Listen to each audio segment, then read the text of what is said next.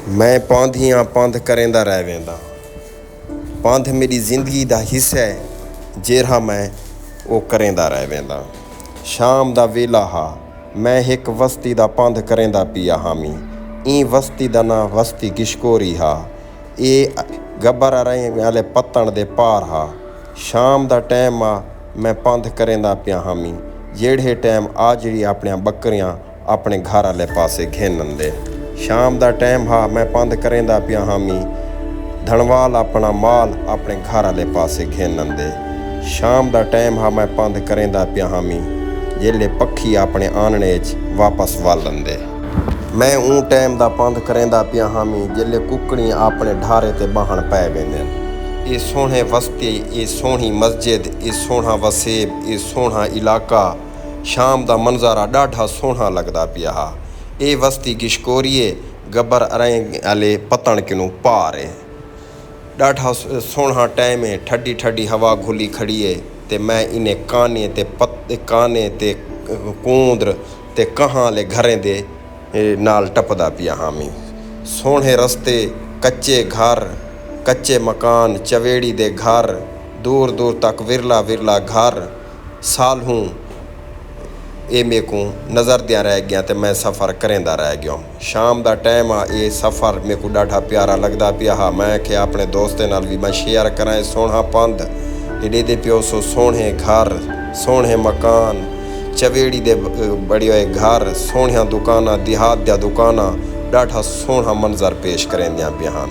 ये रस्ते भी ॾाढा सोहना मंजर पेश करेंदे पे हन। ये दरख्त ॾाढा सोहना मंजर पेश करेंदे पे हन। ये जेरी फसल नज़र दी पे ये भी ॾाढा सोहना मंजर पेश करेंदियां पिया हन। सफ़ेदे दे दरख्त भी सोहना मंजर पेश करेंदे पे हन।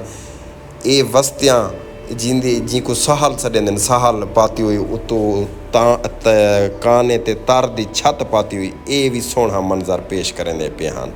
ये पल्ले काने दे बड़ी हुए पल्ले ये भी सोहना मंजर पेश करेंदे पे हन। ये दग ॾाढा सोहना मंजर पेश करेंदे पे हन। शाम दा टाइम आ, मैं अपने सफ़र वाले पासे रवां दवां हम ते मैं आखे दोस्तें को ये इलाका दिखा गिनूँ। मैं इत्थां रस्ता थोड़ा जा भुलदा पिया, दूर रस्ते न, दूर दग न। मैं किनू पुछदा मेरे को ये दग लाते ने।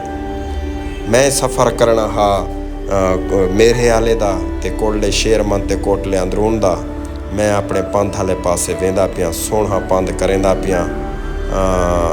थोड़ा जा दिल च ढीला भी थिया वेंदा, थोड़ा जा परेशान थिया वेंदा। जिएं ये आजड़ी अपने माल को अपने घर वाले पासे नेंदा पे, ये छेड़ू अपनी भेड़ें को बकरियों को अपने घर वाले पासे नेंदा पे, मेरा भी दिल आदा हा मैं घर वाले पासे वञा, लेकिन मैं सफ़र करेंदा पिया हम।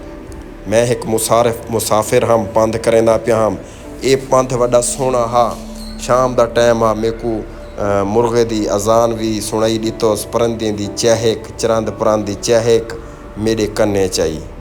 मैं मज़ीद परेशान थियुम, लेकिन मैं सफ़र करना हा। मैं सफ़र वाले पासे तवज्जो दितुम ते अपना सफ़र कितो। ये सोहने नज़ारे, छोटे बाल, सोहने घर मेरे को बड़े अपने घर की याद दी वेंदे पे हैं। लेकिन मैं सफ़र करना, मैं सफ़र करेंदा पिया, मैं पंध करेंदा पिया हाँ।